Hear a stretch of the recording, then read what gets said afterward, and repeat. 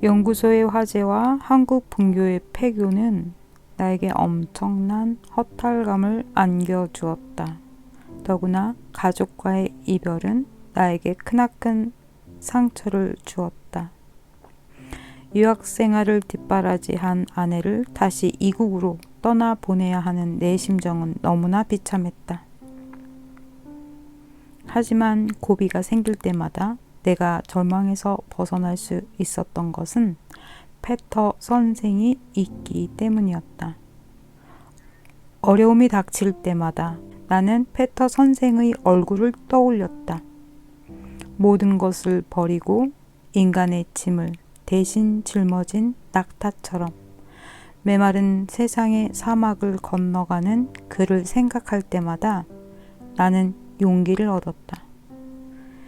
내가 그분처럼 무소유의 삶을 실천하지는 못하고 있지만 그분의 삶이야말로 나에게는 구원의 빛이자 해탈의 나침판이었던 것이다.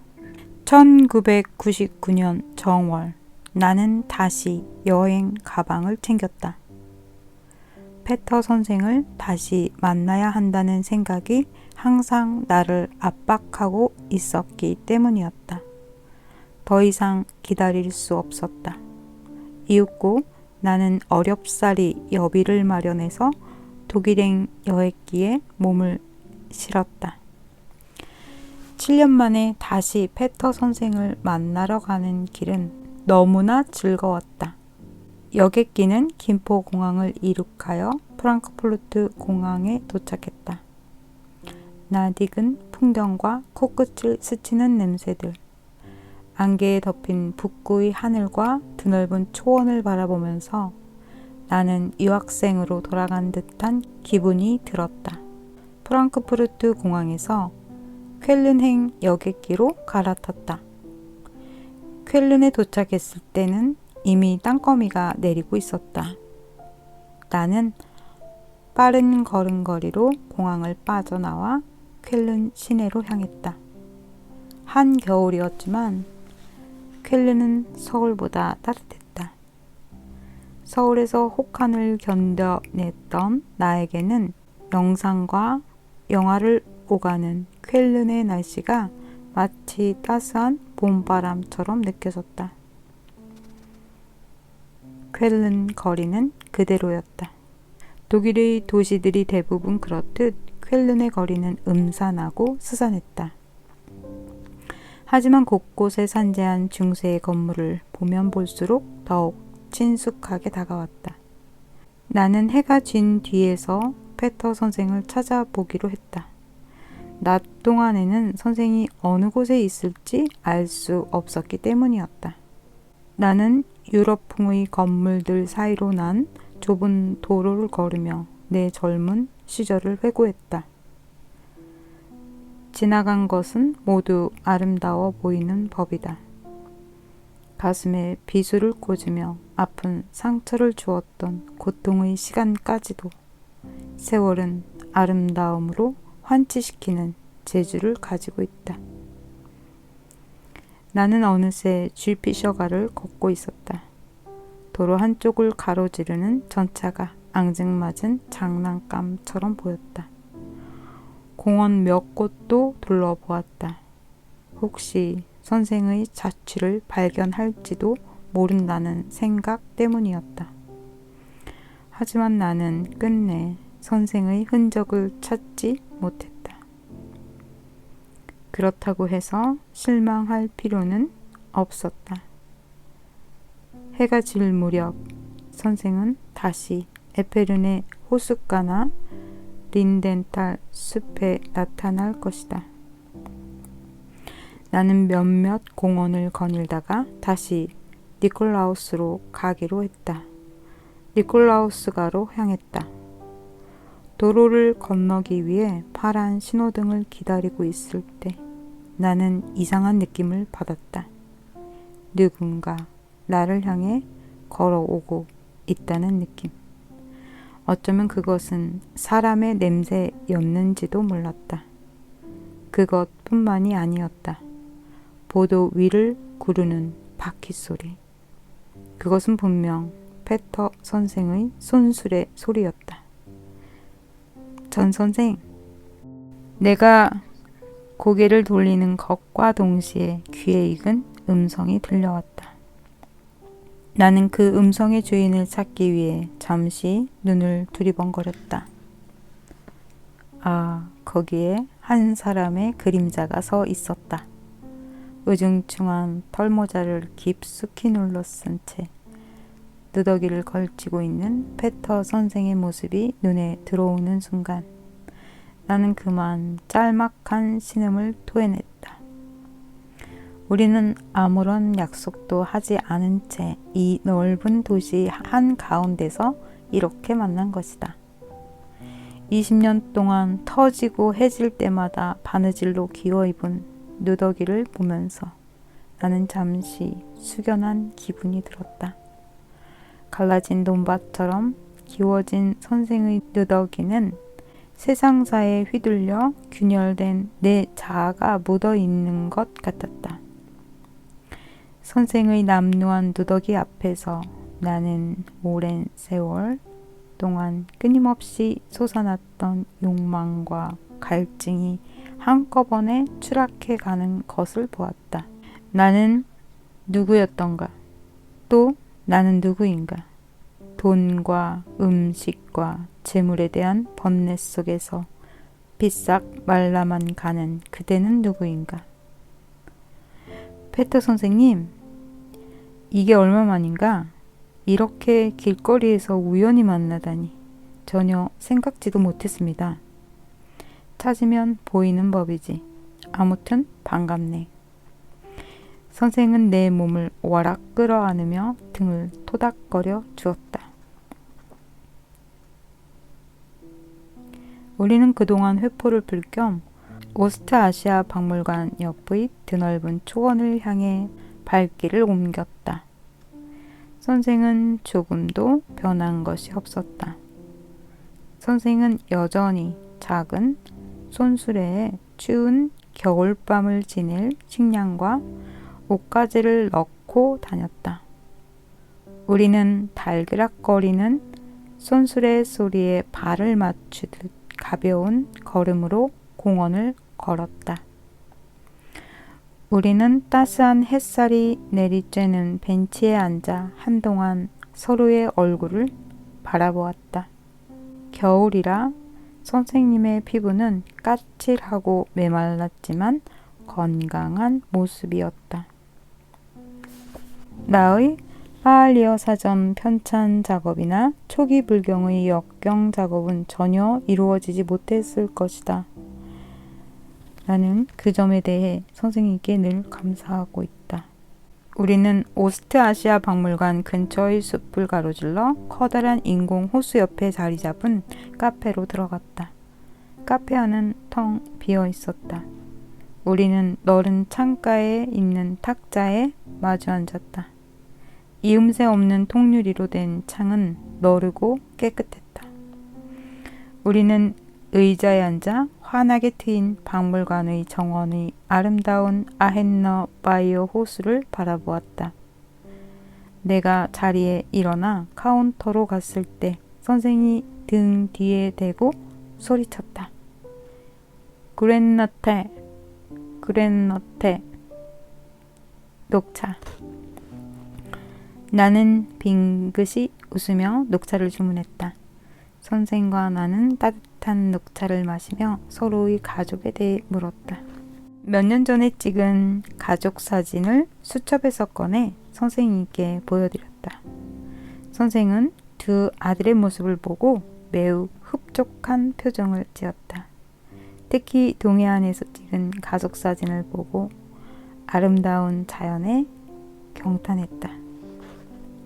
한국은 세계에서 가장 아름다운 자연을 갖고 있는 나라 가운데 하나라고 들었네. 우리가 해가 질 무렵에서야 카페를 나와 켈른 대학 도서관으로 향했다.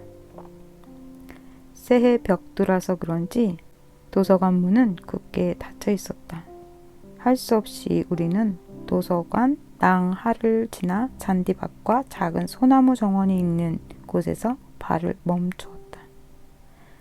선생은 먼저 낭아 밑에 수북히 쌓인 낙엽을 걷어내고 깔개를 몇 장 꺼내 차가운 시멘트 바닥에 깔았다. 한바탕 빗줄기가 몰아치려는지 을씨년스러운 바람이 낭아 밑을 스쳐 지나갔다. 여기서 주무셨습니까? 선생은 말없이 10여 미터 거리에 떨어져 있는 소나무를 가리켰다. 비가 오지 않으면 저 소나무 밑에서 잠을 잤네. 키가 3미터쯤 되어 보이는 소나무는 한국에서 보았던 여느 소나무와 다를 바가 없었다. 뭐 좀 먹겠나? 내가 고개를 끄덕이자 선생은 자리에서 일어나 도서관 본관을 받치고 있는 커다란 원형 기둥 밑으로 걸어갔다. 그리고는 그곳에 묶어둔 보자기 꾸러미 2개를 기둥에서 끌어내렸다. 무명천으로 된 보자기는 비닐용 장바구니 대신에 사용하는 것이었다. 보따리를 풀자 과일과 야채들이 수북하게 쌓여 있었다. 모두 비오라덴에서 얻은 것들이네. 선생은 보따리 안에서 낯선 과일 하나를 꺼내 보였다. 그라나덴 아페리지. 페르시아에서는 나아라고 불리는 과일인데 아주 귀하고 맛이 있네. 씨앗은 약용으로도 사용하지. 나아는 페르시아어로 불꽃을 뜻했다. 나는 선생이 건네주는 칼을 받아들고 가르쳐주는 대로 한 가운데를 잘라 먹었다. 아주 상큼하고 맛이 있었다. 나는 크림치즈와 빵을 꺼냈다. 10년 만의 재회를 나누기에는 풍족한 만찬이었다. 나는 빵과 과일을 씹으며 잠시 하늘을 바라보았다. 갑자기 하늘이 어둑어둑해지는가 싶더니 이내 빗줄기가 쏟아지기 시작했다.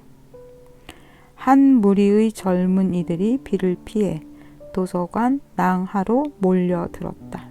펜싱클럽 학생들인 것 같았다.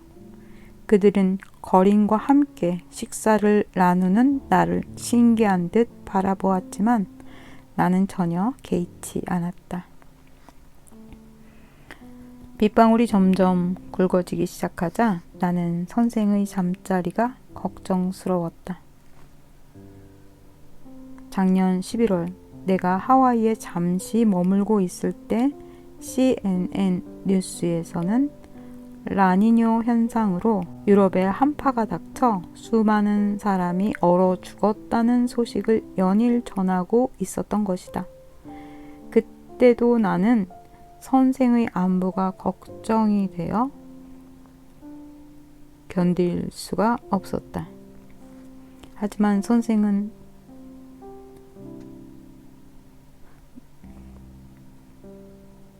너무나도 태연했다.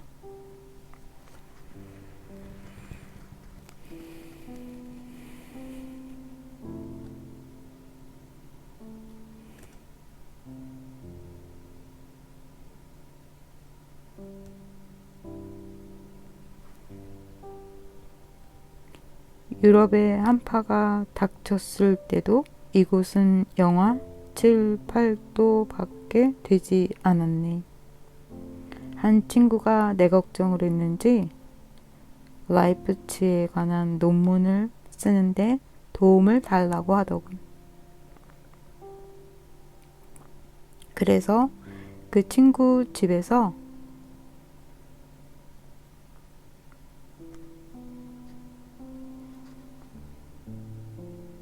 일주일 정도 묵었지. 하지만 영하 18도까지 내려갔을 때에도 난 늘 저 소나무 밑에서 지냈네.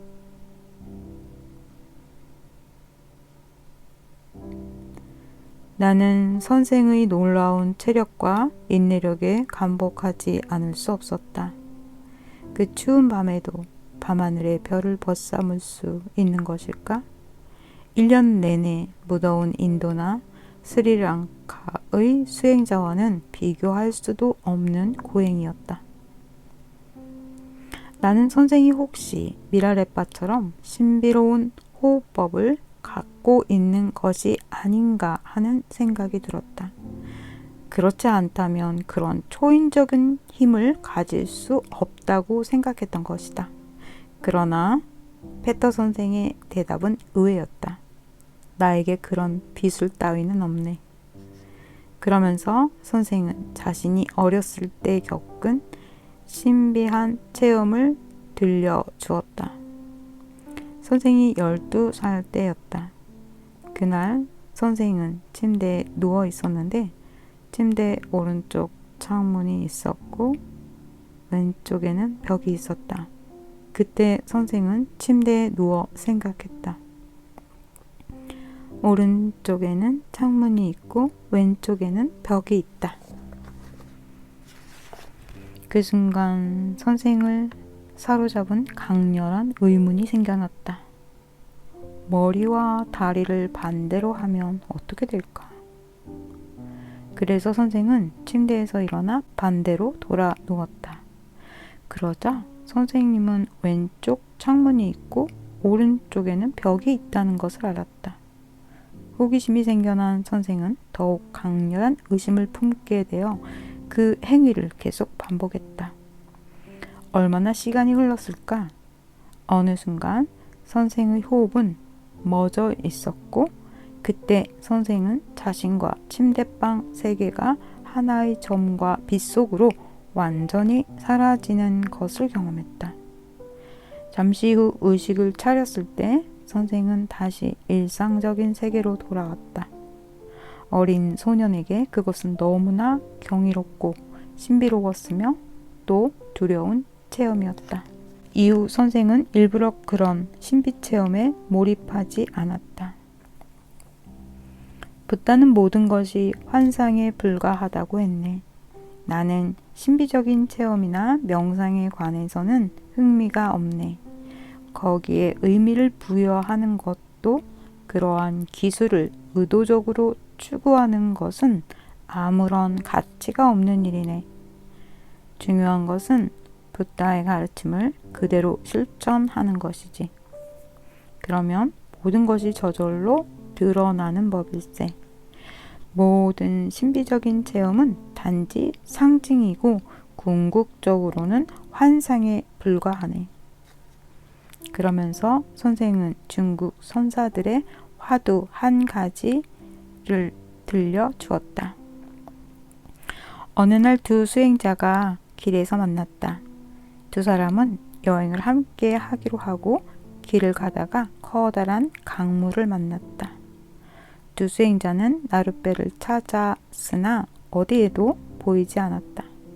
그러자 젊은 승려가 도력을 과시하기라도 하는 듯 물 위를 걷기 시작했다. 그러면서 늙은 승려를 비웃듯이 이렇게 말했다. 어서 건너오시지요. 그러자 노승은 가만히 고개를 가로저으며 말했다. 나는 여기서 기다리겠네. 젊은 승려는 물 위로 걸어 강물을 건너갔다. 그러자 노승은 혀를 차며 혼잣말로 되뇌었다. 저런 철없는 아이와 함께 길을 갈 수는 없겠군. 나는 선생의 말에 약간의 의구심이 들었다. 선생님도 사타파타나를 실천하지 않습니까?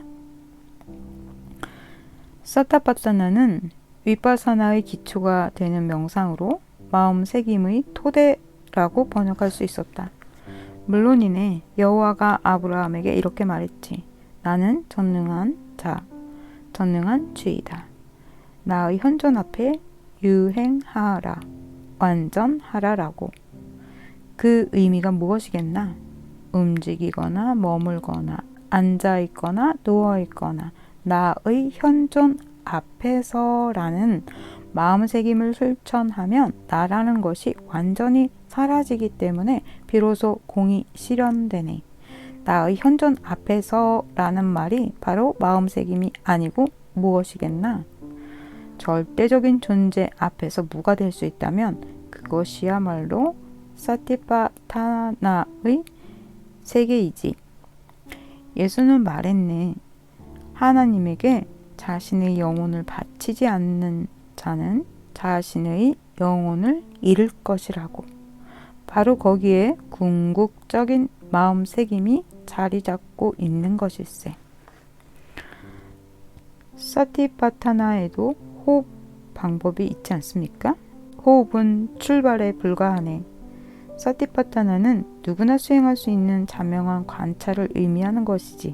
단지 호흡은 붓다가 가르치신 몸, 느낌, 마음, 다르마에 대한 새김 가운데 몸에 해당하는 것뿐일세. 선생은 문득 붓다의 가르침을 암송했다. 수행승들이여, 여기에 한 수행승이 있어 정근하며 분명히 알고 올바로 새겨 세상의 욕망과 근심을 버리고 몸을 관찰하는 것이다. 정근하며 분명히 알고 올바로 새겨 세상의 욕심과 근심을 버리고 느낌을 관찰하는 것이다. 정근하며 분명히 알고 올바로 새겨 세상의 욕망과 근심을 버리고 마음을 관찰하는 것이다. 정근하며 분명히 알고 올바로 새겨 세상의 욕망과 근심을 버리고 다르마를 관찰하는 것이다. 선생은 잠시 숨을 고른 후 다시 입을 열었다. 마음새김의 길은 곧 중생을 청정하게 하고 슬픔과 비탄을 초월하고 고통과 근심을 멸하고 올바른 길에 들어서서 열반을 증득하기 위한 에카야노 마코이네. 자네도 알다시피 호흡은 긴 들숨과 날숨을 관찰하는 것과 짧은 들숨과 날숨을 관찰하는 것이고, 즉 숨이 들고 나는 것을 그 길고 짧음을 알아채면서 마음에 새기는 것이네. 여기서 주의할 것은 호흡을 임의로 조정하려고 해서는 안 된다는 것이지. 자연스럽게 해야 하네. 이 호흡의 핵심은 호흡 자체에 있는 것이 아니라 호흡을 관찰하면서 호흡의 행위를 알아차리고 마음에 새기는 것이지. 마음 새김이 점점 깊어지면 들숨과 날숨 모든 과정을 관찰할 수 있다네.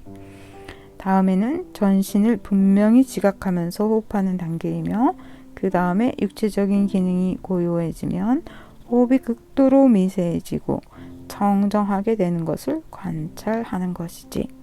몸을 관찰할 때 중요한 것은 걷기나 서거나 앉거나 눕거나 막론하고 마음에 새겨 세밀히 관찰해야 하는 것일세. 길을 걸을 때는 걷는다는 것을 알고, 서 있을 땐 서 있다는 것을 알며, 자세를 바꿀 때는 바꾸는 것을 아는 것이지. 그리고 가고 오거나 앞을 보거나 옆을 보거나 굽히거나 펴거나 옷을 입거나 먹고 마시거나 대소변을 보거나 잠들거나 깨거나 말하거나 침묵하거나 그러한 과정을 충분히 깨닫고 마음에 새기는 일이 중요하다네.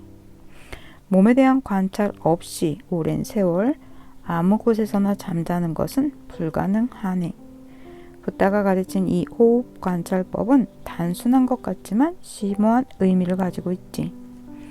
그러면서 선생은 무아딘 이븐 알라비가 가르친 호흡법을 간략히 소개했다. 바람에 대해 생각하라. 바람은 한 번 불면 가벼운 것들을 허공으로 쓸어 올린다. 바람은 꽃의 향기와 씨앗을 대지에 뿌려놓아 새싹을 돋게 한다. 하지만 호흡은 우리를 이 세상으로 옮기고 우리를 이 세상 밖으로 실어 나른다. 그대는 날마다 그리고 매 순간마다 삶이 다할 때까지 실천해야 한다.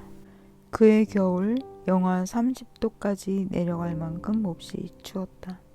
살을 애는 듯한 추위가 몰아닥치던 날밤, 페터 선생이 내 기숙사를 방문했다. 그의 차림새는 익숙한 내가 보기에도 선생은 너무나 추워 보였다. 선생의 낡은 망토는 이미 해져 있었고 어깨 위에는 서리빨처럼 굳은 눈송이가 몇 겹으로 쌓여 있었다. 나는 얼른 결명자 차를 끓여 선생에게 대접했다. 선생은 가끔씩 식품점에서 하게보텐이나 자스민 차를 얻어오기도 했는데 특히 붉은색 장미 열매로 만든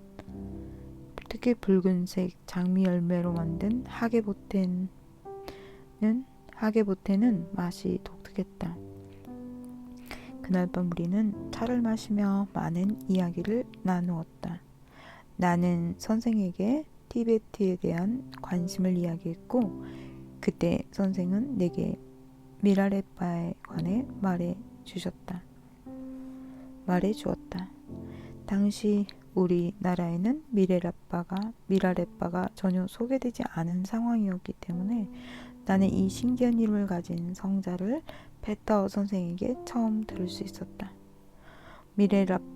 미라레빠는 어린 나이에 아버지를 잃었다.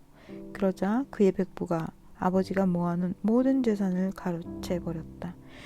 그리하여 미라레빠는 어린 시절은 가난할 수밖에 없었다. 분을 사귀지 못한 그의 어머니는 어린 아들에게 흑주술을 배우도록 했다. 어머니의 요청으로 미라레빠는 마침내 흑주술을 통달하게 되었고 결국은 벼락을 내려 백부 일가를 몰살시켰다. 그러나 그는 곧 자신의 잘못을 깨닫고 출가의 길을 선택했다. 그는 스승 마르빠에게 출가를 하여 참회의 길을 걸었고 득도를 한 뒤에 동굴에 기거하며 신선처럼 살았다. 티베트의 한 동굴 속에서 수행을 하고 있을 때 그는 브렌에셀이라는 풀만을 먹었다. 그리하여 사냥꾼들이 동굴 속에 있는 그를 발견했을 때는 온몸이 푸르렀다고 한다. 브렌에셀은 이곳 호숫가나 숲속의 기름진 풀숲에도 쉽게 발견할 수 있었다.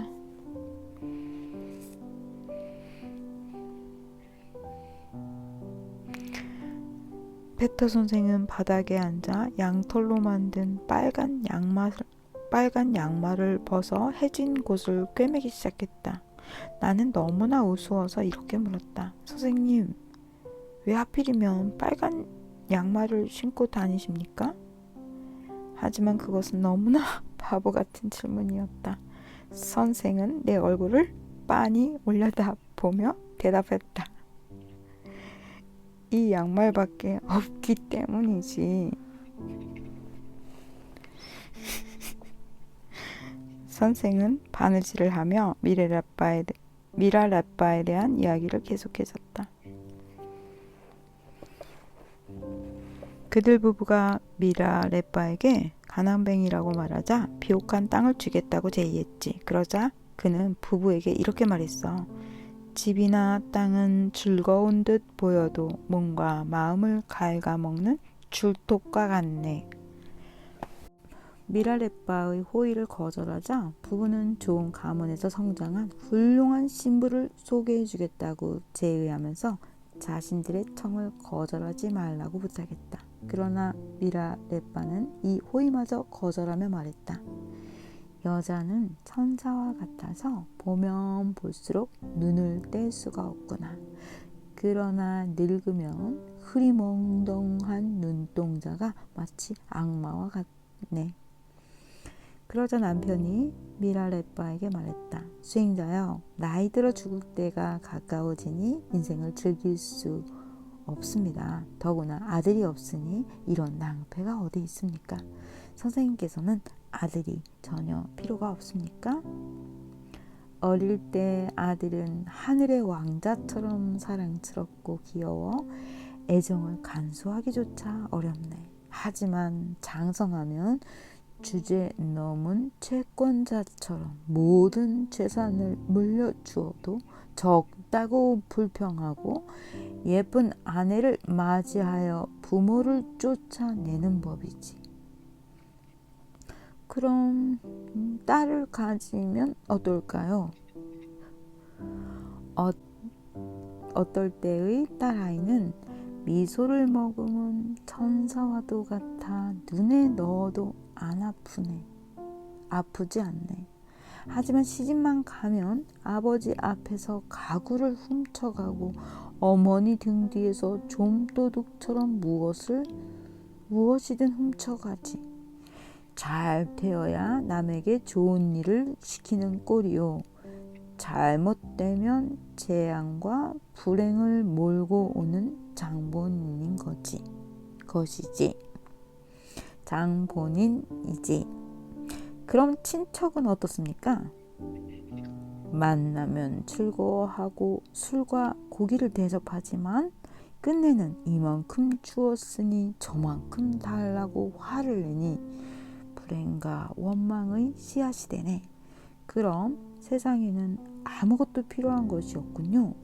그러면 우리 부부가 가진 재산을 모두 드리겠습니다. 재산이란 가진 자를 기쁘게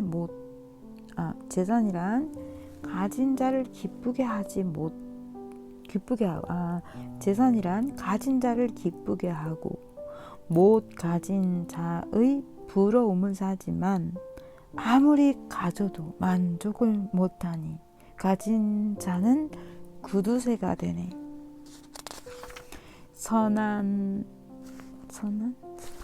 선한 일에 재산을 털어주기 어렵고 원수를 자극하고 열심히 벌어 쓰는 사람은 따로 있으니 열심히 벌어도 쓰는 사람은 따로 있으니 목숨 걸고 다투게 되네. 수행자여, 그럼 당신에게 필요한 것은 무엇입니까? 나는 아무것도 가지지 않았고 아무것도 필요하지 않네. 결국 미라레빠는 부부가 주겠다고 한 모든 것을 거절한 것이다.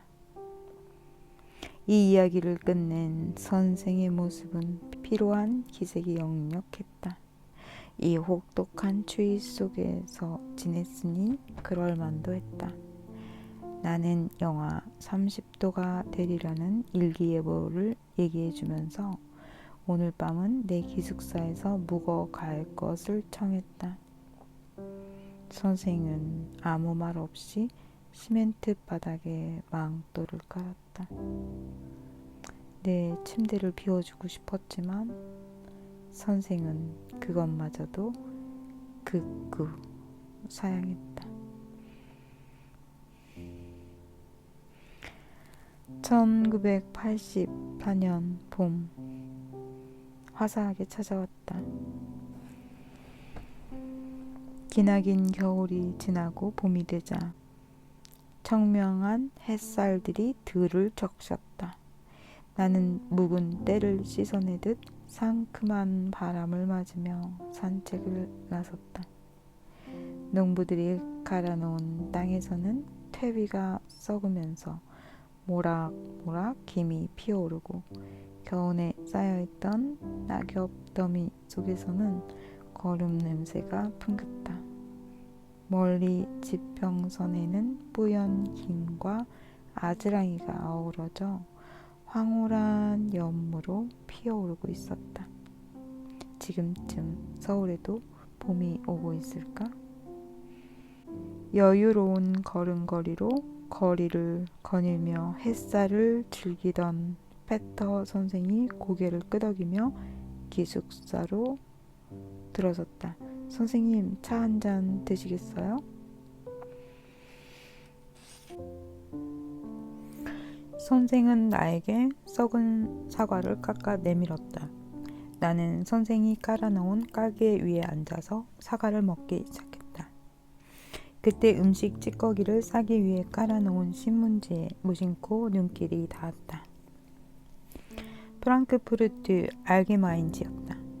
신문에는 2차 대전 때에 야마시타라는 일본의 해군 제독이 아시아에서 약탈한 보물을 일본으로 운반하다가 실종되었다는 보물선에 관한 기사를 싣고 있었다. 이어 신문은 수십억 달러에 달하는 보물을 찾아 나선 4사람이 마닐라 북쪽 30km 지점에 있는 한 동굴에서 실종되었다는 소식을 전하고 있었다. 나는 신문을 들어 선생에게 기사를 읽어주었다. 그러고는 내가 잘 아는 한국 한 사람이 그 야시마타의 보물을 찾아 한평생 헤매고 있다고 말했다. 선생은 내 말을 듣고는 명쾌하게 한마디로 정리했다. 헤라클레토스가 말했네. 황금을 찾는 사람들은 많은 먼지를 뒤집어 쓰고 발견한 것은 아주 적다고 말이야. 선생은 1시간 반이 지나서야 아침 식사를 끝냈다. 날씨가 얼마나 추운지 양복바지 하나만 걸친 내 다리가 자꾸만 후들후들 거렸다. 호수 위에 살얼음 위로 차곡차곡 눈발이 쌓이고 있었다. 선생은 망토를 걸치고 깔개를 집어 챙겼다. 정오 무렵이 되자 구름에 가렸던 햇살이 모습을 드러내고 날씨도 한결 따뜻해졌다. 선생은 늘 하던 대로 손수레 위에 무명으로 된 장바구니를 올려놓았다. 나를 따라오게. 우리는 호숫가를 지나 대학 건물들 사이로 가로질러 걸었다. 공장 부조가 새겨진 건물 오른편에는 육중한 시멘트로 만든 커다란 테이블과 의자들이 듬성듬성 놓여 있었다. 테이블은 모두 다른 모양을 하고 있었다. 모서리가 일치하지 않는 오각형에다가 한쪽에는 뚱뚱한 사람이 음식을 서비스할 수 있도록 움푹 패인 공간을 만들어 놓았다. 대학을 설계한 건축가는 대학 곳곳에 아카데미즘에 대한 풍자를 새겨 놓은 것이다.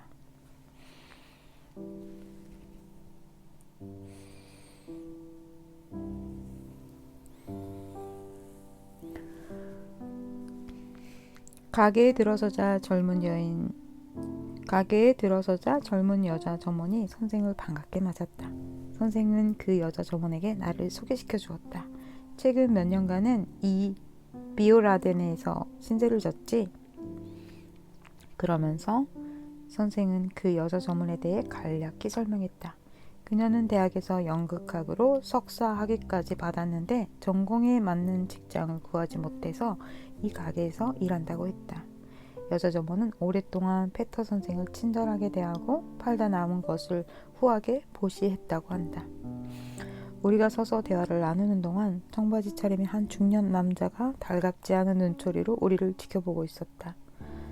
우리는 서둘러 여자 점원에게 작별 인사를 하고 가게를 빠져나왔다. 아까 그 청바지 차림의 남자가 가게 주인이네. 2년 전이었던가?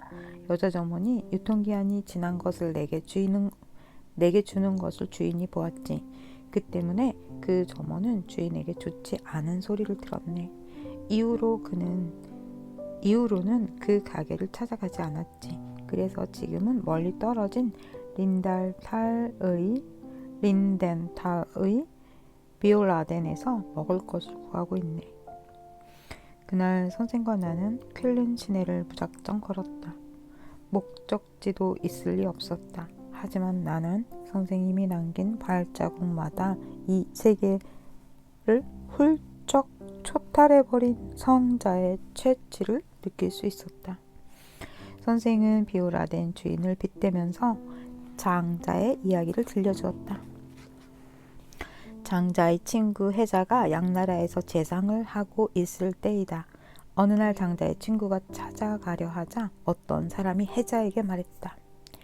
장자는 PC 제장의 자리를 빼앗으러 오는 것입니다.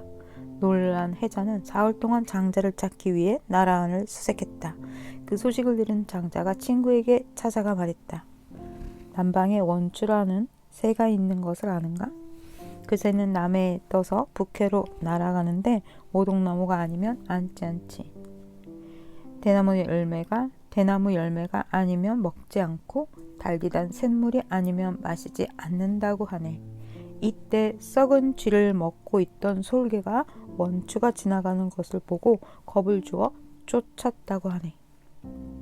그런데 지금 그대는 나를 겁주어 쫓으려 하는가? 장자는 양 나라의 제장 자리에 썩은 쥐에 지나지 않았다. 그런데도 장자의 친구는 썩은 쥐를 빼앗길까 두려워 장자를 쫓으려고 한 것이다. 옛날 송나라에서 조상이라는 사람이 있었다. 그는 진나라의 사신으로 갔다가 진나라의 임금으로부터 수레 100대를 얻어서 가지고 돌아왔다. 조상이 장자를 만나 자랑을 늘어놓았다. 내가 진나라 임금을 깨우쳐 수레 100대를 얻었네. 그러자 장자가 말했다. 진나라 임금은 종기를 째고 고름을 빠는 자에게 수레 1대를 주고 치질을 하려는 자에겐 5대를 준다고 들었네. 그런데 자네는 어떻게 그 치질을 빨았기에 그렇게 많은 수레를 얻었는가? 장자가 낚시질을 하고 있을 때 초나라 왕이 신하를 시켜 제상을 맡아달라고 부탁했다. 그러자 장자는 고개를 내저으며 신하에게 이렇게 물었다. 듣자니 초나라에는 신령스러운 거북이 있어서 죽은 지 3000년이나 되었는데 천에 감싸 상자에 넣고 묘당에 보관하고 있다 들었소. 그런데 그 거북이 죽어서 뼈를 남기기를 원하겠소? 아니면 진흙 속에 꼬리를 흔들며 살기를 바라겠소? 진흙 속에 살아있기를 바라겠죠. 그러니 돌아가시오. 나는 진흙 속에서 꼬리를 끌면서 살겠소. 장자가 모든 것을 버리고 은자의 삶을 산 것은 출세라는 것이 곧 죽음을 의미했기 때문이었다. 그는 이렇게 말했다. 송나라에 나무가 잘 자란 곳이 있었다. 그런데 그 나무 중에 작은 나무는 원숭이를 매는 말뚝으로 쓰기 위해 베어지고 중간 크기의 나무는 큰 집을 짓는데 도리목으로 쓰기 위해 베어졌으며 큰 나무는 귀인이나 부자들의 관을 짜기 위해 베어졌다. 그 나무들은 1000년을 누리지 못하고 베어졌으니 이는 쓸모가 있는 제목에게 우환이 따르기 때문이다. 비바람에 시달려 휘어지고 비틀어진 나무는 1000년을 누리는 법이다. 그러나 가지를 치고 거름을 준 나무는 제 생명을 누리지 못하고 사람이 휘두른 도끼에 의해 베어지고 마는 것이다. 그러므로 대자연과 더불어 그 이치에 따라 사는 삶이야말로 장자의 이상적인 삶이었다. 아무것도 가지려 하지 않는 장자의 삶은 페터 선생의 그것과 닮아 있었다. 하지만 페터 선생은 장자와는 다른 삶의 길을 가고 있었다. 선생은 사람들이 들끓는 대도시의 한가운데서도 제자를 두지 않았고 집을 버렸으며 먹을 것조차 탁발하며 살아가고 있는 것이다. 내게 쾰른이 위대한 것은 그 어둡고 쓸쓸한 도시의 그늘 속에 페터 선생이 자리하고 있었기 때문이다.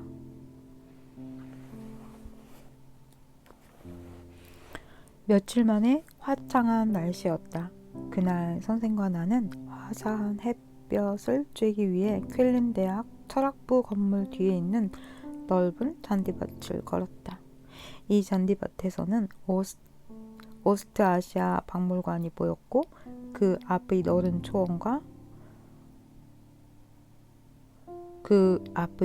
초원과는 2차선의 도로로 나누어져 있었다. 선생은 첫 번째 재회 이후 7년 동안의 생활을 회고했다. 자네와 함께 런던에 갔다가 헤어진 뒤로 나는 에펠은 숲속에서 거처를 옮겼네. 어디로 말입니까? 어머니를 보살펴야 했기 때문에 아데하디스 양로원 무덤가에서 지내기도 했지만 대부분은 오스트아시아 박물관 근처 숲속에서 지냈네. 폐허가 된 수도원 근처보다는 나았겠군요. 2년 동안은 아주 좋았네. 하지만 불황자들이 몰려들면서 평화가 깨졌지. 불황자들 가운데는 알코올이나 마약 중독자들이 많았거든. 그들이 몰려들면서 잠자리를 빼앗기고 말았네. 그래서 도서관 뒤쪽의 공동묘지로 거처를 옮겼지. 거기서 1년 반을 보냈네. 그런데 문제가 생겼어. 선생은 잠시 말문을 닫았다가 그동안 경과를 상세히 들려주었다. 선생은 옷가지나 식량 그리고 명상과 사유의 내용을 기록한 메모를 무덤 곁에 묻어두고 있었다. 그러던 어느 날 경찰들이 무덤가에 들이닥쳤다. 경찰은 다짜고짜 선생을 연행하며 묻어두었던 물건들을 모두 불태워버렸다. 아마 몰래 감추어둔 마약으로 생각했을 것이다. 그때의 상황을 상상하자니 마음이 쓰렸다. 집 없는 자에게는 인권도 없군요. 나의 행동 거지를 수상하게 여긴 주민이 경찰에 신고했기 때문이지. 이해할 만도 하지. 이런 모습으로 공동묘지 들락거린다고 생각해보게. 흡혈귀나 마약 중독자로 오인하는 것도 당연하지. 그 후 선생은 잠잘 때 덮는 누더기들을 새로 만들어야 했고 그동안 기록했던 메모들을 다시금 정리해야 했다. 그리고는 무덤 주변에서 머무는 것을 포기했다. 공연히 이웃 주민들이나 경찰의 의심을 살 필요가 없었기 때문이었다. 그래서 어디로 옮기셨습니까? 어느 날 바이어탈 거리에서 한 자비로운 노파를 만났네. 기독교 병원인 에반젤리세 크랑겐하우스의 원장 부인이었지. 집 없는 나를 딱하게 보았는지 바로 도서관 뒤쪽에 자기 집 안에 있는 차고에서 자는 것이 어떻겠냐고 하더군. 그래서 얼마 동안 그 차고에서 지냈네. 그 무렵 선생은 줄피쇼 공원에 쓰러져 있는 한 사람의 불황자를 발견했다. 그는 심한 알코올 중독자였는데 온몸에 병이 들어 있었다. 선생은 그를 부추겨 벤치에 앉히고 구조대에 연락을 취했다. 그는 병원으로 안전하게 실려갔지만 그 바람에 선생은 쥐벼룩이 옮고 말았다. 선생은 온몸에 기어다니는 쥐벼룩 때문에 고생한 이야기를 절절하게 털어놓았다. 여러 친구들이 약을 사왔지만 선생은 절대로 그 약을 사용하지 않았다. 그 작은 생명들을 해칠 수가 없었기 때문이다. 그 때문이었을까? 선생은 심한 독감에 걸린 적이 있었다. 아무것도 먹지 못한 채 선생은 차가운 차고에 누워 며칠이나 열병을 앓았다. 벼룩도 온몸의 고열을 견뎌내지 못한 모양이었다. 몸이 뜨거워지니까 내 몸에 기생하던 벌레들이 감쪽같이 사라졌더군. 전화위복이 되었군요. 나와의 인연을 다한 것이겠지. 그렇게 대답하면서 페터 선생은 껄껄 웃었다. 하지만 선생은 쥐벼룩이 남긴 상처들을 아직도 온몸에 간직하고 있었다. 벼룩은 인연의 흔적을 남기려는 듯 선생의 얼굴과 이마, 종아리 몇 군데에 상처를 만들어 놓은 것이다. 선생에게 차고를 빌려주었던 기독교 병원의 원장 부인은 3년 전에 사망했다고 한다. 마침 집도 팔려서 선생은 차고에서 나와 새로운 거처를 마련하지 않으면 안 되었다. 그래서 새로 마련한 거처가 도서관 앞쪽의 소나무 밑이었다. 선생은 새 잠자리가 무척 마음에 드는 모양이었다. 잠을 자다가 비가 오면 도서관 낭하로 옮기면 되기 때문에 호텔이나 다름이 없지. 벌써 이곳으로 옮긴 지 3년이 넘었네. 이곳은 대학 경비실에서 매일 순찰을 돌기 때문에 불황자들이 발을 붙이지 못한다네. 다행히 경비들은 되게 호의적이야. 도서관의 열람 과장도 마찬가지네. 마음대로 책도 읽게 해주고 편지도 전달해주니 말일세. 그동안 재미있는 일은 없었습니까? 몇 년 전에 아주 흥미로운 사건이 있었어. 선생은 가만히 호수를 바라보았다. 선생의 얘기에 따르면 어느 날 호수 위에 커다란 백조 한 쌍이 날아들었다. 아름다운 백조가 호수에 나타나자 모든 사람들이 신기해하며 좋아했다. 그런데 이듬해가 되자 한 마리만이 호수에 나타났다. 어디선가 짝을 잃어버린 것이 분명했다. 짝 잃은 백조는 밤낮 없이 호수에 머물고 있는 선생이 무척 신기해 보인 모양이었다. 선생이 아침 식사를 할 때면 백조는 항상 주의를 표하며 선생을 지켜보았다. 그때마다 선생은 빵 조각을 백조에게 나눠주곤 했다. 백조와 선생의 친밀감은 더욱 깊어만 갔다.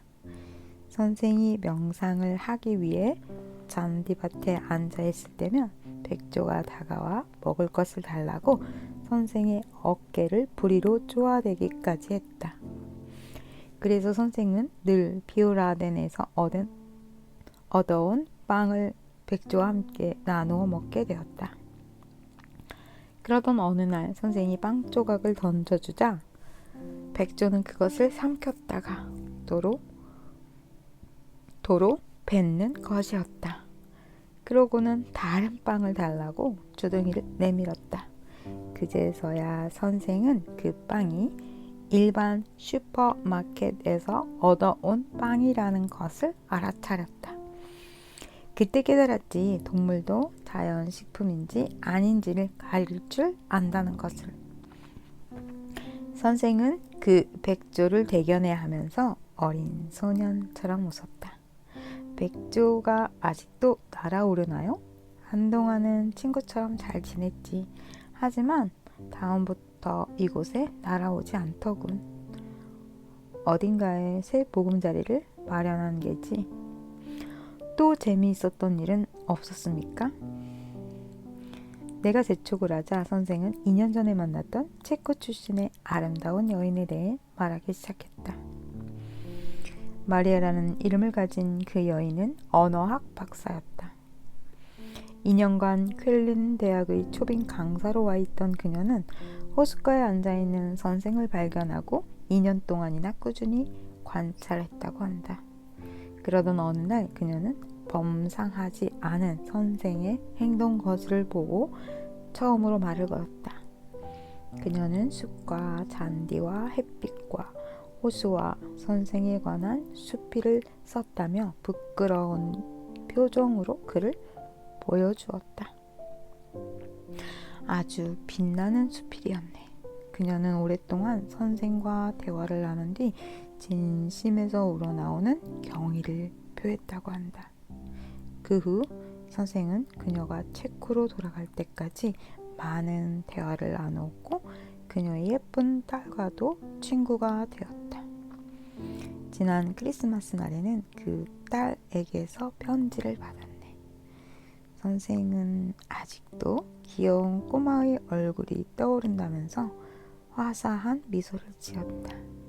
최근에는 법학 공부를 마치고 돌아온 C 박사의 가족과 친하게 지낸다고 했다.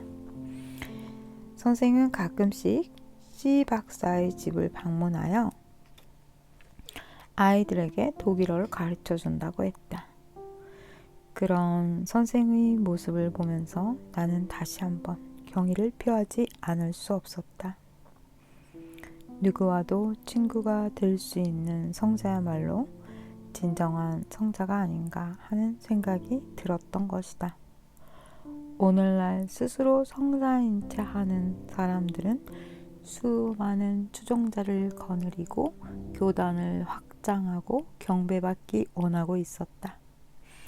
하지만 선생님은 아무것도 요구하지 않았고 아무도 자신을 추종하기 원하지 않았다. 이 위대한 성자는 그 존재 자체로 존재하고 있었던 것이다. 말할 수 있는 것은 도가 아니다. 다음날 나는 쾰른 대학의 도서관 열람실에서 페터 선생을 만났다. 선생은 맨발 차림으로 열람실에서 책을 읽고 있었다. 이 추운 날에 맨발로 버티는 것이 너무나 신기하게 느껴졌다. 나는 독서에 열중하고 있는 선생의 등 뒤로 다가가 로비로 나오라고 속삭였다. 선생이 로비로 나오자 가는 준비해간 천연생수 한 병을 내밀었다. 선생이 도서관 화장실에 있는 수도에서 병의 물을 받아 마시는 것을 알고 있었기 때문에 나는 늘 선생의 식수 문제를 걱정하고 있었던 것이다. 겨울에는 덜하지만 여름에는 탈이 날 수 있었다. 우리는 로비에 선 채 생수 한 모금을 나누어 마셨다. 선생은 싫지 않은 표정이었지만 은근히 나를 나무랐다. 나를 위해 일부러 생수를 살 필요는 없네. 수돗물도 아이펠의 청정 지역에서 오는 것이니 깨끗한 물이네. 석회분이 약간 섞여 있기는 하지만 독일에서는 모든 사람이 천연 생수를 먹지 않습니까? 사실 독일은 물이 비싼 나라였다. 천연 생수인 미네랄 바서는 1리터에 2마르크 40센트나 되었다. 나는 미네랄이 몸에 좋으려니 생각했지만 선생의 생각은 달랐다. 물 속에 용해되어 있는 미네랄은 전혀 가치가 없어 오히려 몸 속에 축적되어 쓰레기로 남기 때문에 골칫거리일 뿐이네. 미네랄이 쓰레기라뇨. 식물 속에 생화학적으로 동화된 미네랄이나 비타민만이 생체 속에 흡수되어 제 기능을 한다네.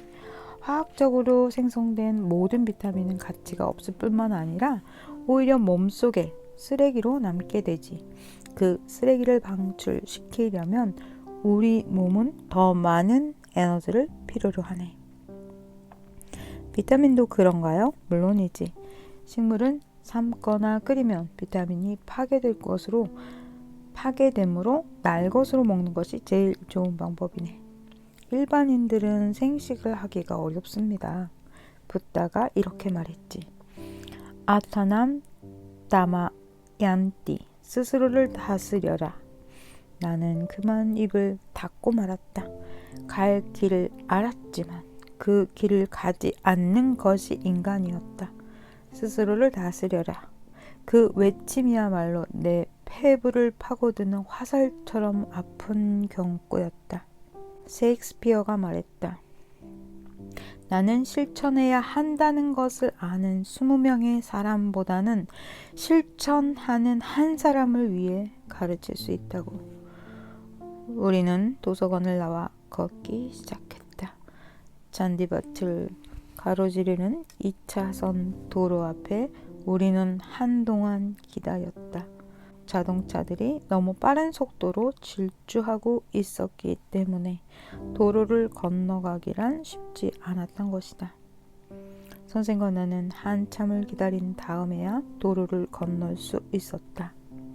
셰익스피어는 진정 말하고자 했던 것은 선을 향한 실천만이 진실한 것이고 다른 모든 것은 연극에 불과하다는 사실이었네. 그는 이렇게 말했지. 선생은 낮고 묵직한 음성으로 셰익스피어 문장을 암송하기 시작했다. 나는 초라한 집의 쪽문으로 이어진 고삭길을 걷는다. 문은 작다. 이 문을 들어서는 자는 자신을 낮추지 않으면 안 된다. 하지만 대부분의 사람들은 커다란 집으로 이어진 화려한 길을 걷는다. 그러나 그 뒤에는 재앙이 숨어 있다. 예수가 말한 좁은 문과 같은 의미군요. 그렇지. 예수는 이렇게 말했네. 좁은 문으로 들어가라. 멸망으로 인도하는 문은 크고 길이 넓으니 그리로 가는 자는 많고 생명으로 인도하는 문은 좁고 길이 협착하여 찾는 이가 적음이라고. 붓다는 이 좁은 길을 에카야노 마고라고 했지요. 나는 아는 체를 하며 끼어들었다. 붓다는 8가지 성스러운 길을 말했다. 즉, 올바른 견해, 올바른 사유, 올바른 언어, 올바른 행위, 올바른 생활, 올바른 정진, 올바른 책임, 올바른 집중이 그것이었다. 이 가운데 올바른 견해와 올바른 사유는 지혜에 해당하고 올바른 언어, 올바른 행위, 올바른 생활은 계율에 해당하며 올바른 정진, 올바른 책임, 올바른 집중은 삶에 해당한다. 그러나 나는 한 가지 의문에 봉착했다. 선생님, 노자는 그 길을 되돌아 부르지 않았습니까? 선생이 슬며시 미소를 머금으며 대답했다. 노자는 대도는 넓고 곧아서 그 길 위에서는 절대 길을 잃지 않는다고 했네. 그 길은 누구나 앞에 놓여 있지. 하지만 사람들은 대도를 보지 못하지. 수많은 샛길에 한눈을 팔고 있네. 이것이 바로 길 위에서 길을 잃고 있는 것이 아니고 무엇이겠는가? 양떼가 큰 길을 걸으면서도 샛길 때문에 길을 잃는 거와 같네. 대도는 넓을 때 그 길에 들어서기는 쉽지 않네. 따라서 대도는 넓으면서 좁고 좁으면서 넓은 법이지. 예수나 셰익스피어가 말한 좁은 길과 노자의 대도는 결코 두 개의 길이 아니네. 표현 방법만 다를 뿐이지. 선생의 설명에 나는 고개를 끄덕였다. 순간 나는 붓다의 가르침이 떠올렸다. 에카야노 아얌 비카베 마고. 그것이 유일한 길이며 홀로 가는 길이라는 뜻이었다. 성자들이 가리킨 그 길을 걷는 고통스럽고도 고독한 길인 것이다. 나는 언젠가 선생에게 들었던 카비르의 말을 다시금 떠올렸다. 카비르의 집은 바늘처럼 뾰족한 산 꼭대기에 있는데 개미 한 마리도 올라올 수 없다. 그런데도 사람들은 많은 짐을 실은 황소를 데리고 올라가려고 하는 것이다. 진정으로 커다란 길은 가장 높고 험난한 벼랑에 서 있는 것이다. 우리는 다시 길을 건너 도서관 쪽으로 향했다. 열람실 입구 계단에 놓인 의자에 앉았을 때 한 동양인 여학생이 다가왔다. 그녀는 서툰 독일어로 자신을 소개했다. 저는 일본에서 유학 온 시집가예요. 같이 대화할 수 있을까요? 그녀는 정중한 태도에 선생은 고개를 끄덕였다. 시집가는 맞은편에 의자를 놓고 다소곳이 앉았다. 일본에서 온 지 6개월밖에 안 되었어요. 도서관 앞에 앉아있는 선생님 볼 때마다 늘 이상한 느낌 들었어요. 그래서 언젠가는 꼭 한번 대화 나누고 싶었어요. 마침 선생님께서 동양인 학생과 말을 하고 있길래 용기를 냈죠. 이 사람은 지금 학생이 아닌걸? 그러면서 페터 선생이 나를 소개했다. 시집가는 내가 한국에서 왔다는 것을 알고 약간 놀란 표정을 지었다. 마침 붓다에 대해 말을 하고 있었으므로 나는 그녀에게 종교를 갖고 있냐고 물었다. 시집가는 나의 질문에 어깨를 으쓱 하더니 수줍은 표정으로 입을 열었다. 집안에서 불교를 믿고 있지만 저는 사실 아무것도 몰라요. 단지 불교가 신을 믿지 않는 하나의 윤리체계라고는 생각할 뿐이죠. 시집가가 대답하자 페터 선생이 나섰다. 시집가, 불교가 단지 윤리체계인 것만은 아니오. 부타는 천신들의 존재를 부정하지 않소.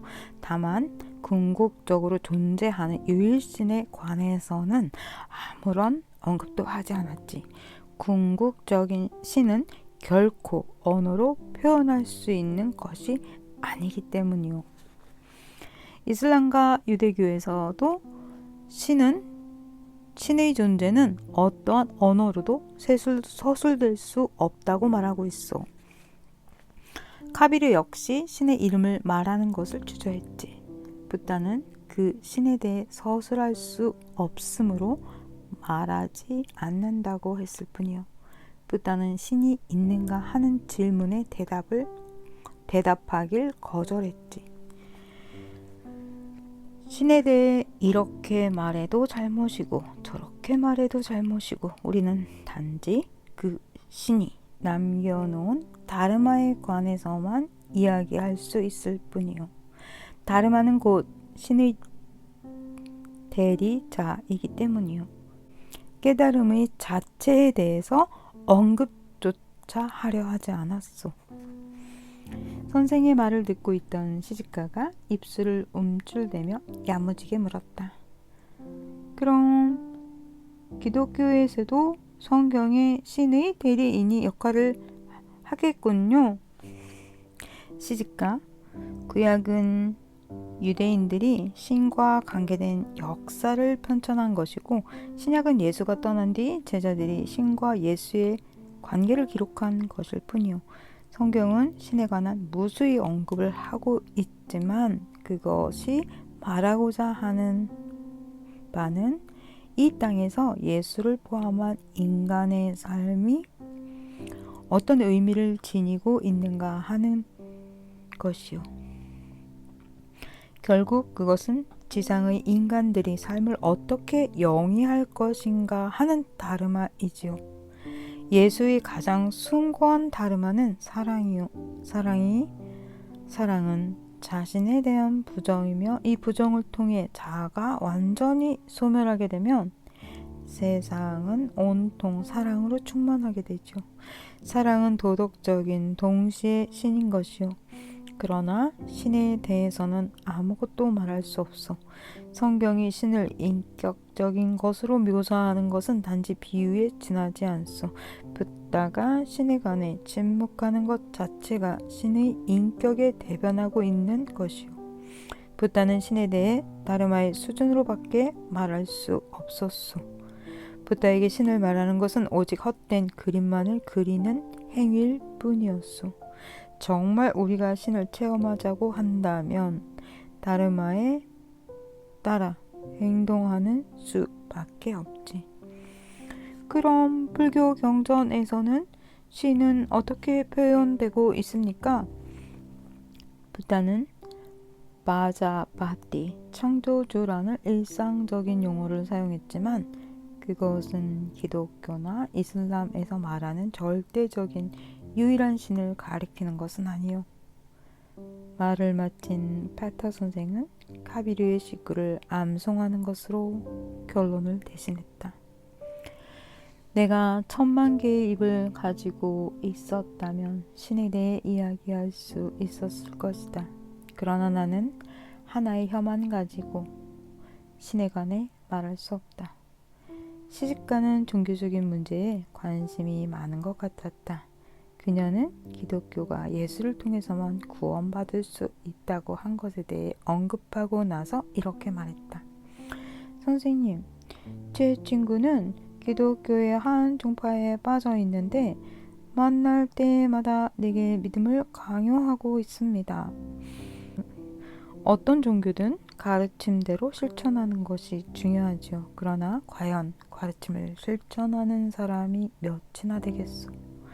만일 누군가 가르침을 실천한다면 어떤 종교든 위대하다는 것을 깨닫게 될 것이요.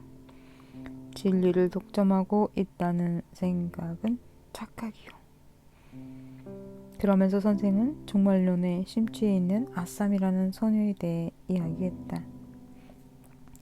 아쌈이 다니는 교회에는 벌써 여러 차례 종말을 예언했는데도 한 번도 예언이 이루어진 적이 없었다.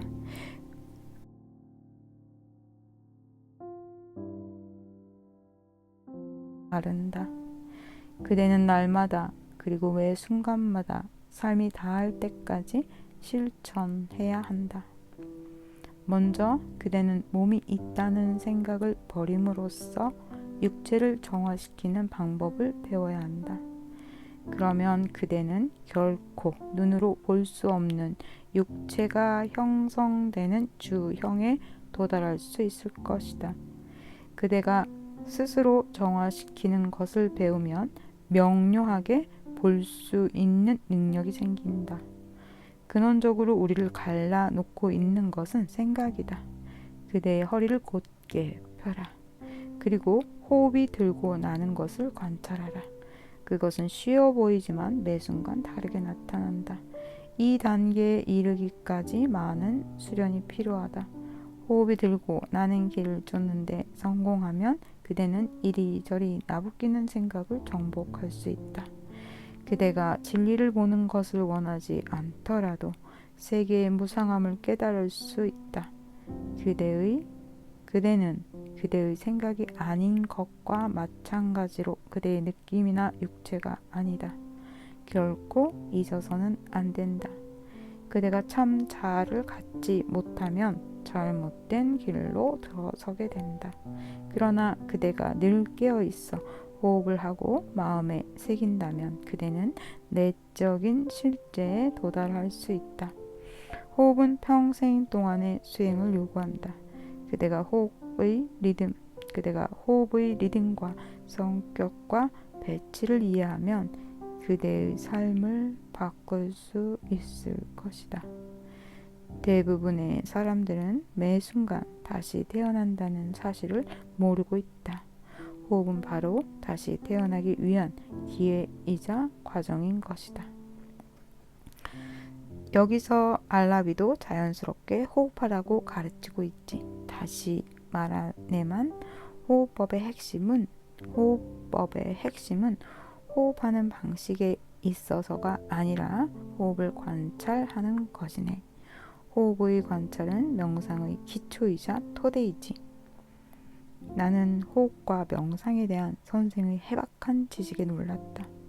나 역시 오랜 세월 동안 명상 수행을 하면서 호흡에 대해서는 꽤 많이 알고 있다고 자부하던 터였다.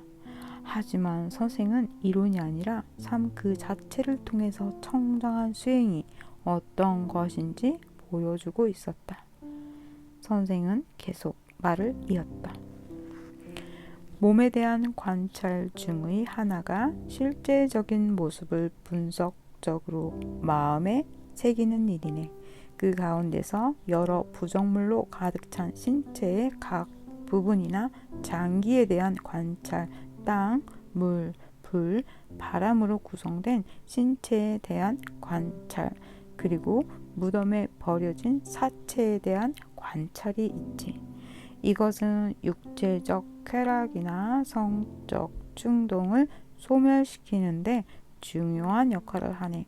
즉, 몸을 감각적으로 인식하려는 지각의 토대를 무너뜨림으로써 육체적인 쾌락의 욕구를 소멸시키는 방법이지. 붓다는 2개의 구멍을 가진 부대자루에 들어있는 곡물을 비유로 들었네. 몸은 곧 32가지의 더러운 것으로 가득 차 있는 부대자루라 할 수 있지. 그것을 하나씩 꺼내 부정함을 관찰함으로써 감각적인 욕망을 영원히 소멸시키는 것일세. 선생이 말한 32가지의 더러운 것이란 머리카락, 몸털, 손톱, 이빨, 피부, 힘줄, 근육, 뼈, 골수, 신장, 심장, 간장, 늑막, 비장, 폐, 창자, 장, 간막, 위장, 배설물, 담즙, 가래, 고름, 피, 땀, 지방, 눈물, 임파액, 침, 점액, 관절액, 오줌을 말하는 것이었다. 선생의 가르침은 계속 이어졌다. 유럽의 요가 수행자들 가운데는 이런 수행을 혐오하는 무리들이 있지만 그들은 명상을 관하여 실제로 그들은 명상에 관하여 실제로 아무것도 모르네. 어쩌면 셰익스피어는 본질을 꿰뚫고 있었는지도 모르지. 기억하겠지만 셰익스피어는 증오로 걸러진 것이야말로 더욱 좋은 것이라고 하지 않았던가? 생각해보게. 많은 사람들이 호흡을 통해 불로장생을 원하지만 붓다는 그것을 목적으로 하지 않았네. 붓다는 가래에 허덕이는 육체를 관찰하면 나 또는 나의 것 또는 나는 있다 라는 인식이 성립되지 않는다고 말했네.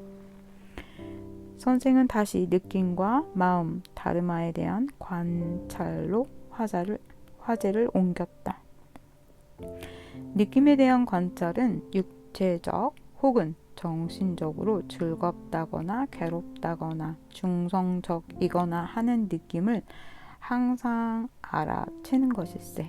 또 마음에 대한 관찰은 탐욕, 성냄, 어리석음, 유무나 산란하거나 집중되어 있는 마음의 상태를 명확히 알아채는 것을 말하네. 이러한 관찰을 통해 우리의 마음의 불안을 극복할 수 있지. 하지만 보다 궁극적인 것은 다르마에 대한 관찰이라네. 이것은 모든 것이 함께 생겨나고 함께 사라지는 것을 관찰하는 것으로 몸이나 느낌이나 마음에 대한 관찰보다는 한 걸음에 더 나아가는 것이네. 말하자면 연기에 대한 관찰을 통해 나 또는 나의 것 또는 나의 자아가 없다는 사실을 확연히 깨치는 것이지. 선생의 말이 끝날 때까지 나는 미동도 할 수 없었다. 선생의 가르침은 그동안 내가 생각해 왔던 수행 방법의 이론을 뿌리채 뒤흔들러 놓고 있는 것이었다. 나는 너무나 골똘히 생각에 잠겨 있던 나머지 선생이 자리에서 일어나는 것조차 알아차리지 못했다. 페터 선생은 빗방울이 듣는 처마를 바라보며 카빌의 시 한 구절을 읊었다. 사자가 울부짖지 않고 새들이 날지 않는 숲 속에서 낮도 밤도 없는 그 숲 속에서 나는 홀로 황홀하게 지낸다. 그 시가 무엇을 의미하는지 나는 정확히 알 수 없었다. 단지 나는 재회 첫날 가르침을 화두처럼 가슴에 품은 채 선생님의 배웅을 받으며 숙소로 돌아갔다. 초대하려면 벼룩까지 불러야지. 숙소에 돌아온 다음 날에도 나는 좀처럼 잠을 이룰 수가 없었다. 페터 선생과 재회로 인한 가슴 설렘 때문만은 아니었다. 유학 시절 그 많은 시간을 선생과 함께 하면서 왜 그 같은 가르침을 청하지 않았던가. 나는 소중한 선생과 소중한 만남을 무심히 지나쳤던 지난 시절이 너무나 후회스러웠다. 나에게 주어진 시간은 많지 않았다. 독일을 떠나기 전에 선생에게 더 많은 것을 얻어내야 한다는 생각 때문에 나는 점점 조급해졌다. 다음 날 아침 나는 간단한 아침 식사를 마치고 서둘러 쾰른 대학으로 향했다. 선생의 잠자리는 텅 비어 있었다. 도서관 2층 열람실에 들려 보았지만 선생의 모습은 보이지 않았다. 30여 분간 도서관 앞에서 기다렸지만 선생은 나타나지 않았다. 나는 점점 불안해지기 시작했다. 나는 도서관을 나와 낭하를 따라 걷기 시작했다. 문득 낭하 한쪽 끝에 구부정하게 앉아있는 선생의 모습이 보였다. 나는 가만히 가슴을 쓸어내리고 느린 걸음으로 선생에게 다가갔다. 선생은 늘 그래왔듯이 떨어진 누더기 옷을 입고 있었다. 여기 계셨군요. 다른 데서 찾은 모양이군. 2시간 동안이나 여기 앉아 있었는걸? 선생은 차가운 시멘트 바닥에 앉은 신문지를 깔고 그 위에 앉아 열심히 바느질을 하고 있었다. 처음에 내가 선생의 망토를 보았을 때는 검은색이었다. 그러나 17년의 세월이 흘러버린 지금 선생의 망토는 천연색의 지도처럼 되어버렸다. 해가 진 곳이 있으면 다시 해진 곳이 있으면 다시 천을 대고 기었기 때문이다. 그런데도 누더기 망토는 그런대로 품위가 있어 보였다. 천의 색깔이 잘 조화되어 누더기 전체가 쪽빛을 띠고 있었던 것이다. 바지와 멜빵이 달린 속옷도 처음에는 검은색 골덴 바지에 멜빵을 단 것이었으나 지금은 옅은 고동색의 천 조각을 수없이 기어놓아 완전히 새로운 옷이 되어 있었다. 선생은 여러 개의 바늘이 꿰진 실패를 어루만지며 자랑을 늘어놓았다. 팔람이라는 라오스 청년이 선물했지. 연극 배우를 지망하는 청년인데 얼마 전 독일에 귀화했네. 선생은 보물을 나르듯 실패를 이리저리 돌렸다. 색색의 작은 실패들이 차례로 회전하면서 실을 뽑아낼 수 있도록 만든 것이었다. 내겐 과분한 것이야. 거지에게는 어울리지도 않는 천연색 실이지. 내게 필요한 것은 굵은 실이거든. 하지만 성의를 무시할 수 없어 받았네. 색색의 실마저 과분한 것으로 여기는 선생의 모습에서 나는 다시 한번 감동을 맛보았다. 내게도 색색의 실은 선생에게 어울리지 않아 보였다. 실이 너무 가늘어서 금방 뜯어질 것만 같았다. 사실 선생은 낡은 망토와 속옷을 수선하는데 너무나 많은 시간을 소모하고 있었다. 오늘 선생은 속옷을 수선하느라 여분의 옷을 입고 있었다. 멜빵이 달린 파란 바지에 털 스웨터 차림이었다. 지금 입고 있는 옷은 한 노인이 선물한 것이네. 그 노인은 90살 먹은 노친을 모시고 사는데 요즘은 세상에서 드문 일이지. 이렇게 옷을 깃고 있을 때는 노인이 선물한 옷을 입네. 선생이 옷을 깃고 있는 동안 나는 자리에서 일어나 소나무가 띄엄띄엄 심어져 있는 작은 둔덕을 걸었다. 무성한 갈대로 덮인 인공 호수 위로 육중한 도서관의 그림자가 덮고 있었다. 도심지에도 불구하고 밤이 되면 공원 곳곳에 여우가 출몰했기 때문에 나는 선생의 잠자리가 걱정되었다. 내가 호수를 한 바퀴 돌고 왔을 때 동양인 유학생 부부가 다가와 선생에게 인사를 했다. 알고 보니 한국인 유학생들이었다. 그들은 내가 선생을 뵈러 독일을 방문한다는 말을 듣고 선생이 매우 즐거워하셨다고 말해주었다.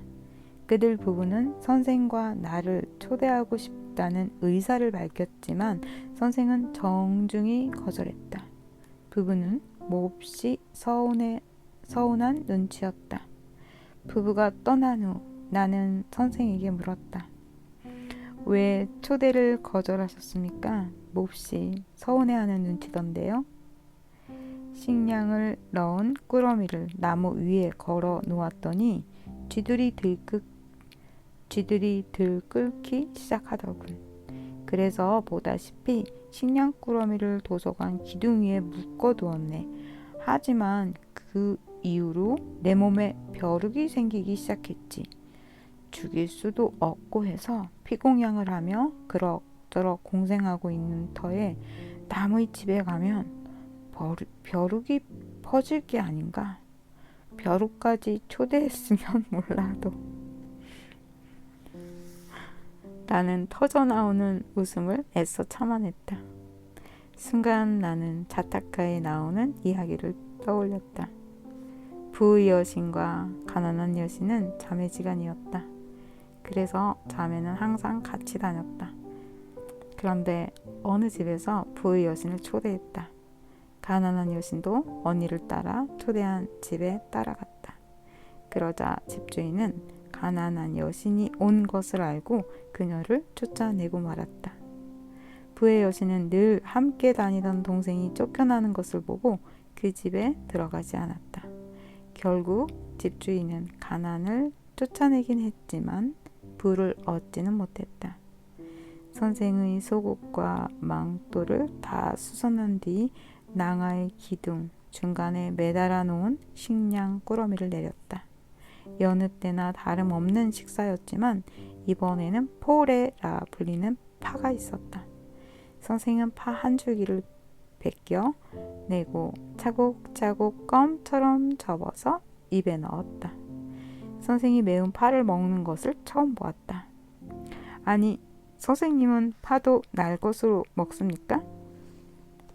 마늘이나 파는 강장제 아닙니까? 나는 수행자가 파나 마늘 같은 것을 먹어서는 안 되는 것으로 알았기 때문에 그렇게 물었다. 선생은 오히려 나를 이상한 눈으로 바라보았다. 내가 알고 있기로는 붓다가 마늘 먹은 것을 금지한다는 것은 강장제이기 때문이 아니네. 맞지마 니까에 의하면 어떤 비구가 밭에 들어 마늘을 캐 먹다가 주인에게 들켰네. 붓다가 마늘을 먹지 못하게 한 것은 아마도 그 때문일 걸세. 파에 대해서도 마찬가지의 이유가 있을 걸세. 선생은 빵을 제외하고는 모든 것을 날 것으로 먹었다. 나의 건강이 좋지 않다는 것을 알고 있던 선생은 내가 생식을 하기를 내가 생식을 하기를 바랬다. 내게 숙소를 제공하고 있는 비로부터 위대한 건강 콘츠라는 책을 건네받은 것도 선생의 그런 마음 씀씀이 때문이었다. 페터 선생은 내가 독일을 방문한다는 소식을 듣고 1500페이지나 되는 그 책을 구입했다. 돈 한 푼 없던 선생은 그 책을 선물하기 위해 부지런히 유리병을 주워 모았다. 그렇게 모은 유리병을 팔아 책을 산 다음 비에게 내가 도착하면 전해달라고 부탁했던 것이다.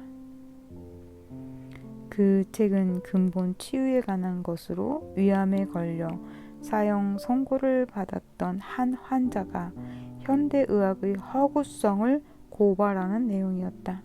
그 환자는 현대의학을 거부하고 과일과 야채만 먹는 근본식을 통해서 자신의 질병을 극복했다. 일찍이 독일에서 녹색운동과 더불어 생식이 조금은 보편화되어 있었다. 식당에 가면 대부분의 야채는 날 것으로 샐러드를 만들어 제공했으며 심지어 비린맛이 나는 콩나물까지도 날 것으로 내놓고 있었다. 나는 붓다도 생식을 했는지 궁금해졌다. 선생은 배추의 잎사귀를 하나하나 뜯어 입 안으로 넣으며 말했다. 확실히 알 수는 없지만 붓다는 숲속의 은자였으므로 당연히 생식을 했으리라고 생각하네. 더구나 율장에는 모든 수행자는 불을 지펴서는 안 된다고 기록되어 있네. 그러니 음식을 끓여 먹지 않았으리라는 것은 자명한 것이 아닌가? 물론 붓다가 탁발을 할 때는 모든 음식을 받아 먹었지.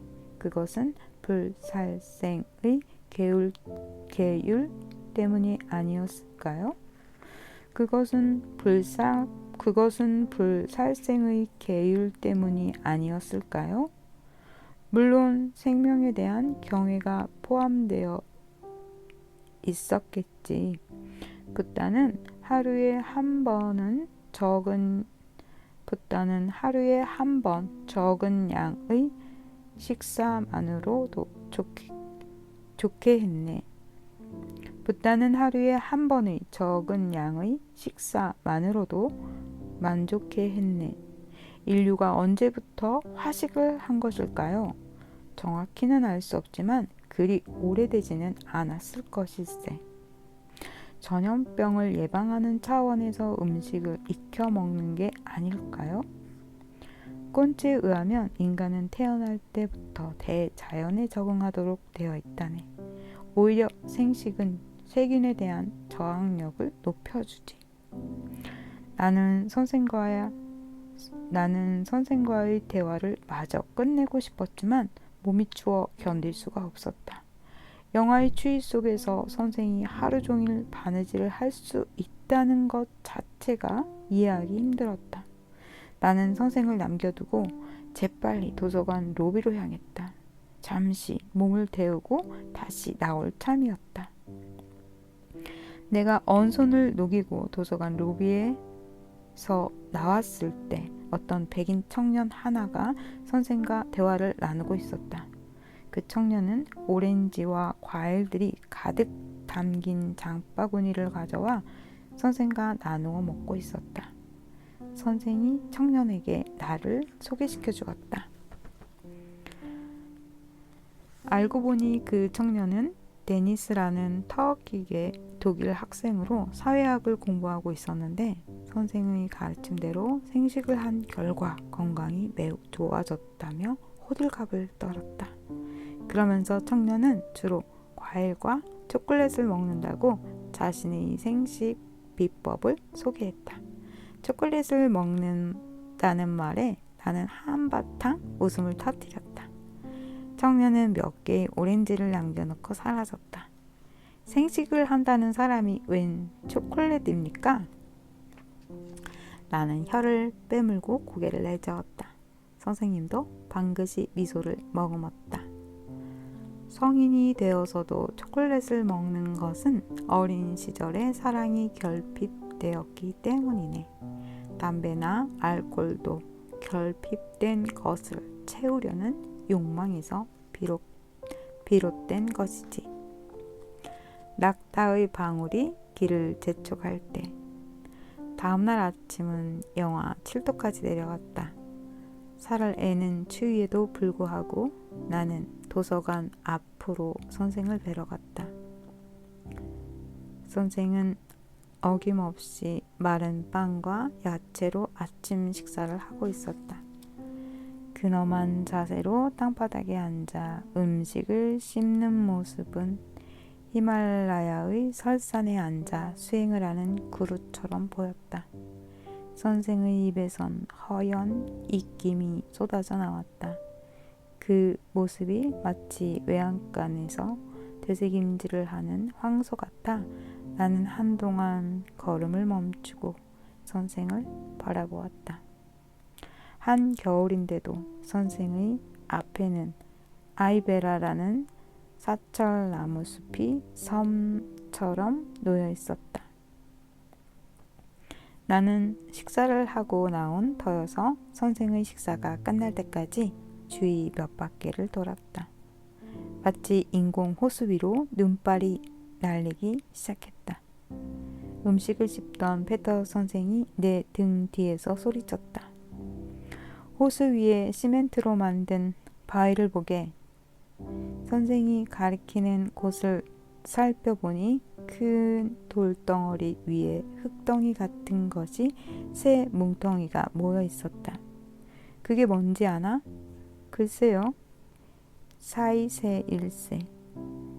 사이세란 똥이라는 말인데 독일에서는 가장 모욕적인 욕 가운데 하나였다.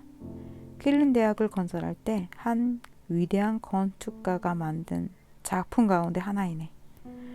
작품이라고요? 나는 어이없다는 표정으로 그렇게 반문했다. 도서관 앞에 똥을 만들어 놓은 것은 산업사회의 앞잡이 노릇을 하는 대학과 아카데미즘을 통렬하게 풍자한 것일세. 퀼른 대학은 독일의 국립대학 가운데서도 가장 오래된 대학이었다. 이 대학은 1388년에 설립되었다가 1798년 나폴레옹 시대에 문을 닫았다. 그러다가 1919년 콘라드 아데나워 시장이 대학을 복원하여 오늘에 이르고 있었다. 특히 도서관 건물과 인문학부 건물은 2차 대전 이후에 지어진 것이다. 1919년 대학이 다시 문을 열었을 때 학생들은 탄광이나 공장에서 일을 하면서 학비를 마련해야 했다. 선생은 다시 맞은편 건물의 벽을 가리켰다. 무엇이 그려져 있는가? 나는 선생의 손가락을 따라 시선을 옮겼다. 건물 벽에는 온통 연기나는 굴뚝과 공장, 건물들이 그려져 있었다. 예전에 몇 년 동안이나 이곳에서 지냈음에도 불구하고 무심코 지나쳤던 부조였다. 저 부조 역시 대학이 지식을 다루는 공장에 불과하다는 것을 풍자한 것일세. 지식은 언제든지 산업 자본에 의해 조작될 수 있고 그러한 지식의 틀을 제공하는 것이 대학이라는 의미에서가 아니겠나? 선생은 다시 호수를 가리켰다. 호수의 수면을 보게. 대개 호수의 수면은 지면보다 낮은 것이 상식이 아닌가? 하지만 이 호수의 수면은 지면보다 훨씬 높게 만들어져 있네. 그렇군요. 아카데미즘이 반영하는 것은 굳건한 대지가 아니라 이상과 관념의 세계라는 것을 보여주는 것이네. 저 호수의 수면에는 우리의 발을 볼 수 없네. 우리의 발보다 수면이 높기 때문이지. 그럴듯한 해석이군요. 이 도서관을 지은 건축가는 도서관 지붕 위에 빗물을 저장할 수 있는 탱크를 만들고 일정한 간격으로 물방울이 수면 위로 떨어지도록 만들었네. 이 호숫가에 앉아 있으면 물방울이 한 방울씩 떨어지며 만들어내는 동심원을 볼 수 있지. 그 물방울이 일으키는 파문이 저 사이새에 가서 부딪히게 되지. 선생도 자신의 발상이 우습게 느껴졌는지 호탕한 웃음을 터뜨렸다. 선생의 섬세한 관찰과 직관은 놀라운 것이었다. 선생의 설명을 들으면서 나는 이 대학을 설계한 건축가가 위대한 예술가였을지도 모른다는 생각을 했다. 마치 그것은 쾰른 대성당의 위대함을 풍자한 하일리히 하이네와 그 조롱기 섞인 시를 안내책자에 실은 독일인들이 비판 정신을 대변하는 것처럼 보였다. 이번에는 도서관의 외벽이 어떻게 생겼는지 살펴보게. 네모난 벌집 모양의 창문들이 꽉 들어차 있군요. 벌집이 아니라 사팔뜨기의 눈일세. 때문에 이 건물이 준공이 되었을 때 많은 비난이 쏟아졌지. 대학의 학문이라는 것이 사팔뜨기 관찰한 것을 사팔뜨기들이 관찰한 것을 연구하는 것이고 도서관이란 그것을 집대성한 곳이라는 뜻이지. 선생은 다시 도서관 랑아의 천장을 가리켰다. 시멘트로 된 천장이긴 하지만 여러 개의 천막을 쳐놓은 것 같은 모습을 하고 있네.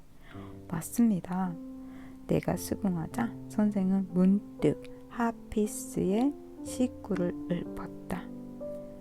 카라반의 처소에서 매 순간 낙타의 목에 달린 방울이 떠날 것을 재촉한다면 내가 사랑하는 님의 천막에서 쾌락을 즐길 수 있을까?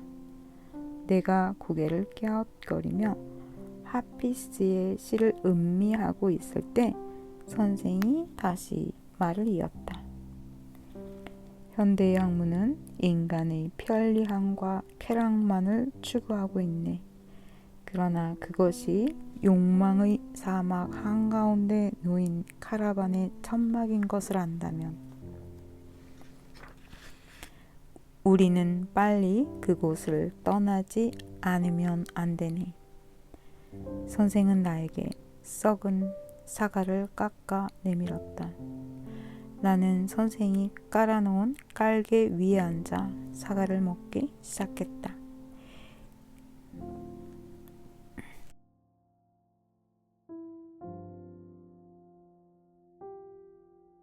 그들은 명상에 관하여 실제로 아무것도 모르네. 어쩌면 셰익스피어는 본질을 꿰뚫고 있었는지도 모르지. 기억하겠지만 셰익스피어는 증오로 걸러진 것이야말로 더욱 좋은 것이라고 하지 않았던가?